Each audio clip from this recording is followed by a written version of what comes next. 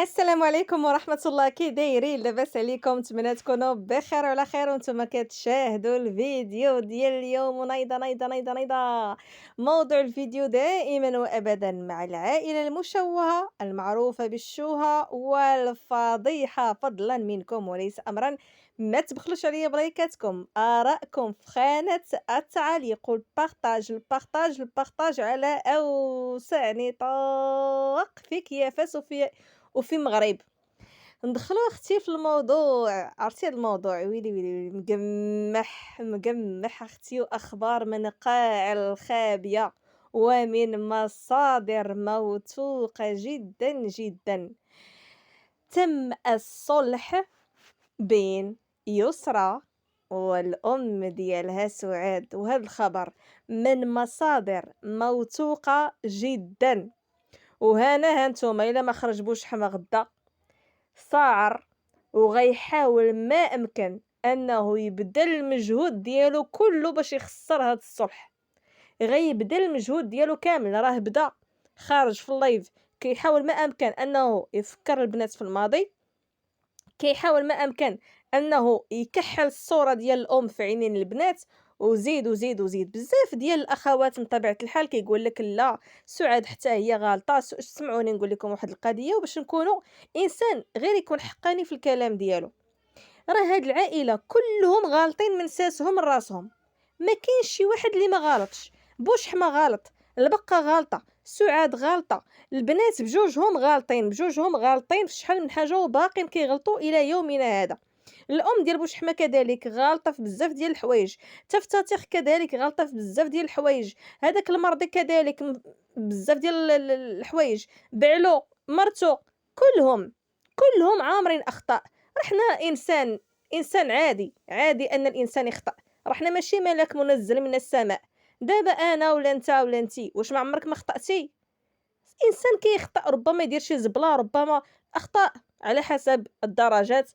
نقدر نخطأ في شي إنسان يكون قريب ليا، ولا داك الإنسان اللي قريب ليا يخطأ فيا، الله أعلم، حنا ما عارفينش بالظروف ديال الإنسان. ولكن راه كيف ما كان الحال، هاديك السيدة راها كتبقى أم، والله سبحانه وتعالى وصى على الوالدين، والرسول عليه الصلاة والسلام وصى على الأم، أمك ثم أمك ثم أمك، لدرجة أن الأم واخا تكون كافرة. واش كاين مكسر من الكفر عباد الله؟ واش كاين مكسر من الكفر؟ الكفر راه شي حاجة اللي صافي. وواخا تكون الأم ديالك كافرة لازم عليك أنك تعاملها بالحسنى. هذه وصية الله سبحانه وتعالى لينا حنا. خصنا نطيعوا الام ديالنا كيف ما كانت هذيك، راه امك ما غاديش تبدل. واش حنا كنعزلوا والدينا؟ ما كنعزلوش والدينا، صافي تبقى العلاقه طيبه، ما نخرج نضرب فيها، ما نخرج نعاير فيها. كذلك هي ومثال ما تخرج تطعن في بنتها، ما تخرج تعاير بنتها. راه الصلح خير. دخلت عليكم بوجه الله دابا الفيديو اللي حطات يسرى مع الجد والجده ديالها. شكون فيكم اللي كان كيتفرج في الفيديو وهو غضبان؟ بصراحه فيديو مليء بالحيوية والنشاط، كتفرج وانت مبتسم، كتفرج وانت انا ما حسيتش براسي حتى لقيت راسي مبتسمه، حسيت براسي مبتسمه كتفرجي وانت كتحسي بواحد الفرحه من الداخل. فما بالك الا كان الفيديو مصور مع الام؟ كيفاش غتكون هاد الفرحه؟ المهم، من مصادر موثوقة ومن أشخاص اللي هما مقربون للعائلة، وهما كيتحملوا من طبيعة الحال المسؤولية ديال هذا الخبر، يقال أن يسرى تم الصلح بينها وبين الأم ديالها، غير المسائل باقا مستورة، باقين ما حطوهاش في وسائل التواصل الاجتماعي وصافي. وإلا لاحظتوا راه سعاد بارطاجات الفيديو وبوشحمة راه ناري، راه السيد راه صافي راه غيحماق، السيد راه غيتسطى، راه إلا أنها تصور مع شي حد من عائلة سعاد. واش السيد يلاه كيعاير في نسيبته كيقول ليها اللقيطة، وتنوض الابنة ديالو تعيط على هذيك اللي سماها لقيطة، وتسول على الحالة الصحية ديالها، وتحزن حيت عرفاتها مريضة، وتعرض عليها للدار، وتعطي للجد ديالها يسوق الطوموبيل، وتعرض عليهم، وتخسر عليهم، وتكبر بهم. راه هادي بمثابة ضربة قاضية للأب ديالها. هاد الأب الديوث، هاد الأب الديوث، هاد الأب الأناني النرجسي اللي كيبغي مصلحته الشخصية فقط وفقط. تخيلوا معايا حتى الأطفال ديالو الصغار خارج الرعواني داير فيديو على قدو. فيديو راه المينيموم غيدخل فيه واحد 3000 4000 درهم، راه المينيموم غيدخل فيه 3000 4000 درهم. واك عباد الله، مصور فيديو كثر من النص ديال الفيديو عفوا مصور الطريق، والنص الاخر او عفوا ماشي حتى النص الاخر، واحد الجزء بسيط مصور لي كارطابل للوليدات. وهاد المحافظ هادو كيدايرين سواقين، شاري محافظ سواقين. اويلي اويلي اويلي يا عباد الله. تحيه خالصه لليوتوبوزات واليوتوبوزين اللي كاينين في مواقع التواصل الاجتماعي اللي كيكبروا بوليداتهم، وخصوصا في هذا الوقت كيكبروا بوليداتهم وكيشريو ليهم احسن ما كاين. واش انا عباد الله مشوه راسي ومشوه عائلتي كرامتي بعت كل شيء من اجل اموال الادسنس، وفي الاخر نمشي نشري محافظ سواقيه لولادي الفلده ديال الكبد ديالي؟ وهذا الفيديو كاس كيروج ليه من قبل، كاس كيروج حقه والواد. وانا غنشري لولادي، انا سحاب ليا السيد غيمشي لاكبر مكتبه فيك يا فاس وما غيخليه ما يشري لهاد الوليدات. قالك حقا ما عنديش اللائحه ديال الادوات، معروفين الادوات ديال الوليدات. غتشري كارطابل تكون زوينه، كاليتي زوينه، تكون كاليتي زوينه. ولا الابن ديالك اكيد راه حنا عارفين لي زيكول بريفي شحال كيكونوا عندهم ديال المطابع وديال الدفاتر. واش هذاك الولد غيهز المحفظه على ظهره هكاك ثقيله؟ انا صراحه وعن قناعه الا بغات سعاد تسمع النصيحه ديالي، نوضي ديري فيديو يكون مطرطق وكسي وليداتك بالفريع، وخودي لوليداتك احسن ما كاين في الشكاير، احسن ما كاين في الادوات المدرسيه، احسن ما كاين في الدفاتر وفي الاغلفه، وطرطقي ليه العينين، طرطقي ليه العينين. حطي فيديو سعاد نوضي تحزمي معانا. ويلي يا ويلي يا ويلي يا ويلي على الرعواني مطلع فيديو على ولادو. يا ويلي يا ويلي، ولا شتي دوك المحافظ والله لو كان زعما تسعفيني شديهم يا اما صدقيهم، لان انا كنت بغيت نقول لك رميهم في لابوبيل، ولكن حشومه لان كاينين وليدات اللي ربما ما باغين غير هذيك الكارطابل وما لقاوهاش. ولكن واحد رعواني مدخل الفلوس على ظهر ولادو عباد الله وشري ليهم محافظ سواقيه، راه لا حول ولا قوه الا بالله العلي العظيم. لا حول ولا قوه الا بالله. عطيهم غير اتساع، عطيهم غير اتساع. امهم قاده بهم، امهم قاده بهم.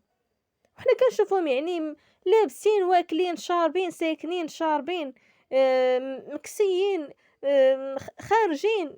السيده مكافحه معاهم، السيده مكافحه معاهم. هذه راها حقيقه وراها سنين وهي مكافحه معاهم، راه ماشي عاد وما كتخدمش بيهم في مواقع التواصل الاجتماعي، ما كتخدمش بولادها، ما كتخدمش بيهم. عكس الرعواني اللي كيحاول انه يخدم بولادو، يدخل عليهم ميمي ليه هو ماشي لولادو، ليه هو يصور بفاتي فلاور باش يلوح ليه واحد 2 ريال باش تفرش البيت ديالها. هو ما غاديش هو بامكانه ان هذيك الغرفه ديال فاتي فلاور، مع العلم انا فاتي فلاور ما ضمناش راسها وهما ما ضامنينهاش واش غتبقى معاهم ولا لا، ولكن راه بامكانه يطرطق لها هذيك الغرفه في نهار واحد، يجهزها لها بكل شيء ليها، ما يخليها محتاجه حتى شي حاجه، ولكن كيبقى يقطر ليها شويه بشويه. كيخصها تدمر في اليوتيوب باش كيلوح ليها واحد الصريف اللي كتاخذ به شي حاجه لهذيك الغرفه. السيده بقى قاصر، البنت بقى قاصر وكتدمر على راسها في اليوتيوب بحال اللي كانت كدير اختها. دابا ها المدرسه دابا وصلت، ماشي قربت، صافي راه بدات الدراسه، صافي راه الدراسه الفعليه غتبدا نهار الاثنين.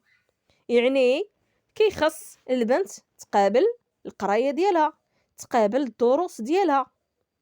وها هو التفرش راه فرشاتو يسرى، فرشاتو ان الادسنس ديال القناه ديال اختها كان عندها هي، باش هو يتهرب من المسؤوليه، باش النهار اللي تخرج سعاد ديكلاري ان السيد كيتاجر بالابنه ديالو غيحط لهم الكونت بانكير ديالو وغيوريهم الادسنس ديال القناه. ها انا عندي غير هاد القناه هادي، ها الادسنس ديالها مرتبط بالكونت بانكير ديالي انا. القناه ديال بنتي راني ما عندي فيها دخل، ها انا راه ما كنربح حتى شي حاجه. خرجات بنتك حطاتك بوجهك، حطاتك وعراتك، وتبعاتها اختك، اختك كذلك حطاتك بوجهك. وشوفوا ليكم الرعواني هادشي كامل باش يتهرب من النفقه ديال الاولاد ديالو، وخارج كينافق في عباد الله وكيقول لهم هادوك ولادي وفرادات الكبد ديالي وتوحشتهم. والله الا توحشت، قلت توحشت نصورهم وانا كنقطع ليهم الضفار، توحشت نصورهم وانا كندوش ليهم باش نطلع بيهم ميمي، توحشت نشوههم في مواقع التواصل الاجتماعي باش ندخل بهم ميمي. هادشي هو اللي غادي تقول، ماشي غادي تقول حقا الواد انا راه توحشتهم. توحشتي فلوسهم اللي كتدخل دوك الفلوس عن طريق الفيديوهات اللي كتصور بهم. الفيديو اللي دار مع المشوهه بقينو غزينو ومن لا يعرفها صاحبة الدبلومات. نتوما عارفين ديالاش هاد الدبلومات اللي شاده البقاء، الخبر في راسكم. السيده قابله كتقول، السيده كتقول لكم كوني كلبه، كوني كلبه ديال راجلك، وتحنات ليه على رجليها ويديها كتمشى على ربعه، كلبه بكل ما تحمله الكلمه من معنى. السيده اصلا النهار الاول اللي جات فيه جايه على خدمه، جايه باش تشوه راسها، لان السيده جايه ناويه على خزيت من النهار الاول. واش كاينه شي وحده اللي ولدات وقعوا ليها مشاكل في الزواج ديالها وراجلها دخل الحبس ومشات مرارا وتكرارا للجلسات بوحدها وحتى شي واحد من العائله ديالها ما بان؟ يعني ملي كنقولوا لقيطه يعني فعلا لقيطه، لان بنت الاصل والمفصل وبنت العائله وبنت الشان والمرشان ما كترضاش ان الزوج ديالها يذل بها في مواقع التواصل الاجتماعي ويبينها، ها انا كنعنقك، ها انا كنبوسك، تحناي باش نصورك، وريني جنبك، وريني صدرك. يعني كل مره كيحاول انه يثير بها الجدل، وهادشي اللي ما قبلتوش سعاد، وهادشي حنا شفناه بعينينا. شفنا منين يلاه رجعها وكان بغى يلعب معاه هذاك اللعب ويمشي عند البقاء ويحاول انه يفقس سعاد، ويمشي عند سعاد ويحاول انه يفقس البقاء ويخلي الدريرات مشادين، كان باغي يدير فيها الحاج متولي. ولكن سعاد ما وافقتلوش على الامر، وهذا الشيء حنا حضرنا ليه. سعاد ما قبلت ليش انه يذلها في مواقع التواصل الاجتماعي. والرعواني راه العلاقه بين الزوج والزوجه كتبقى مستوره. هذاك التعناق زعما وانا غادي نفقسك، انت ماشي كتفقسها ولا كدير، ولا واقيلا دابا البقا كيسحاب راسها راه راجلها كيدير لها القيمه ملي كيعنقها قدام الناس ويبوسها قدام الناس. بالعكس كيرخصك وكيذلك وكيبيعك وكيبيع لك الوجه ديالك اللي ما كتكسابيش، كيبيع لك وجهك اللي ما كتكسابيش. ولكن اشنو غنتسناو من وحده سميتها غوزينو؟ اشنو غنتسناو من وحده كتقول ليه نسيت الميكرو ديالي؟ اش غنتسناو من وحده كدير ايحاءات جنسيه في الفيديوهات باش تطلع المشاهده؟ اش غنتسناو من وحده بيعه الشرف ديالها، بيعه الكرامه ديالها في سبيل انها تطلع الادسنس؟ ويلا كتقولي لنا حقا والواد هادشي كديريه من اجل الزوج الكريم، لانك خصك تطيعيه ولانك كتحبيه الى اخره الى اخره، فحنا شفنا الجرة ديالك اللي جريتي باش تشري المنزل قبل ايام من الخروج ديال الزوج ديالك من السجن، لانك كنتي فعلا كتبغيه وتحماقي عليه وتسطي عليه وكل شيء داكشي. تسناي تيخرج، ما كيزربتي ديك الزربه زعما، ما كيزربتي زعما ديك الزربه. حنا عارفين المسنون وشنو مخبي من موراه، وعارفين هاد الامور هادي كلها. المهم بوشحمه ما غاديش يرضى ابدا ابدا ابدا باش يخلي يسرى تصالح مع سعاد. وعرفتي النهار اللي غتخرج هي والام ديالها في فيديو ديال الصلح، هذاك الفيديو راه ماشي غير غيدير طوندونس، راه بحال شي عرس اللي غادي يدوم 7 ايام، راه بحال هكاك. النهار اللي غادي يتم الصلح غطيح المشاهده عند الرعواني وتصلته، غطيح لهم المشاهده بزاف. الانظار كلها غتكون في اتجاه سعاد والابنه ديالها وكيفاش غيقضيو اليوميات ديالهم، واللقاء الاول بين سعاد والحفيد ديالها، وبزاف ديال الامور اللي غادي تكون فعلا غيكونوا عليهم الاضواء، والناس غتبقى تهضر الناس الأغلبية غادي يفرحوا لهذا الصلح، الأغلبية غادي يفرحوا لهذا الصلح، إلا البقوق البقبوق هما اللي ما غاديش يعجبهم الحال، لأن غيتسد عليهم البزبوز وغتولي الأضواء كلها على يسرى والأم ديالها. مع العلم أن فاتي فلاور كذلك حنا لاحظنا أنها ما كاينش يعني شي خلاف بينها وبين الأم ديالها، ولكن راه غير باش أنك تجلسي مع واحد الأب ومخليه الأم ديالك، الأم ديالك مسكينة كتخرج وكتكافح علاش لي ما تجلسيش مع الأم ديالك وتقابلي خوتك علاش جالسة مع داك الرعواني اللي كيصور لك جنابك؟ حنا عارفين شنو كاين، واصلا البنت جالسه وكدور في جنابها ما باغاش انه يصورها، ولكن انت عارفه باك والتخمام ديالو فين كيمشي غير الا كاين شي صدر لا كاين شي مؤخره كيصورها باش يطلع بك ميمي. ضروري في اي فيديو خصو يثير الجدل، خاص شي لقطه في هذاك الفيديو اللي يهضروا عليها الناس باش يولي التفاعل على هذاك الفيديو. هو بالنسبه ليه يوتيوب ادسنس صافي ما كيفكرش في العائله، ولا هذه راه بنتي الكبيده ديالي ما خاصش الناس يهضروا عليها بالخايب. والبنت فاتحه لايف عباد الله، البنت فاتحه لايف، عرفتي داك اللايف، عرفتي التعاليق صافي انا راه ما قديتش مازال نقرا دوك التعاليق. عرفتي التعاليق كي دايرين مليئين بالتحرش، مليئين بالتنمر، والله العظيم وانا كنحلف ومن هذا المنبر يا مسبتك ديك البنت بعدا راه ما غتبقاش معك، اولا ثانيا ستحاسب على هاد التجاره اللي كتدفع البنت انها تخرج في مواقع التواصل الاجتماعي باش انت تجيب الخبز اللي تلغجو في كرشك. سمعتيني؟